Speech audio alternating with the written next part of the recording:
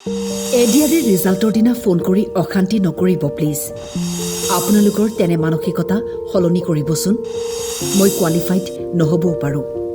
সামাজিক মাধ্যমত ভাইৰেল এখন বিশেষ চিঠি। চিঠিখনত উল্লেখ আছে বহু কথা। চিঠিখন হয়তো আপুনিও ক'ৰবাত পঢ়িছে। তাৰিখ 3-3-2025, অৰ্থাৎ এডিআৰইৰ ৰিজাল্টৰ 4 দিন আগত লিখা। কম শব্দত কোৱা কথাকেইটা পঢ়ি দিছো।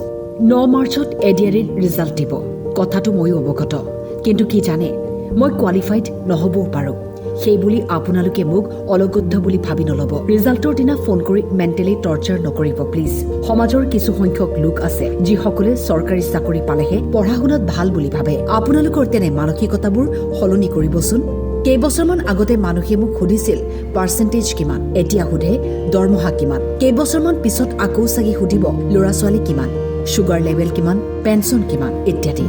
এতিয়া কথাটো হৈছে, চিঠিখনত লিখা কথাবোৰ ক'ৰবাত আপোনাৰো সঁচা যেন লাগিছে নেকি?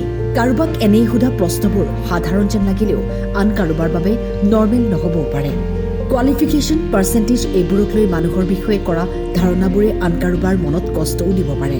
চিঠিখন লিখা ব্যক্তিজনৰ ছিগনেচাৰটোও দেখিলো, কিন্তু বহুতেই জানিব বিচাৰিছে চিঠিখন লিখিছে কোনে, যি বৰ্তমান ছ'চিয়েল মিডিয়াত ভাইৰেল হৈ পৰিছে।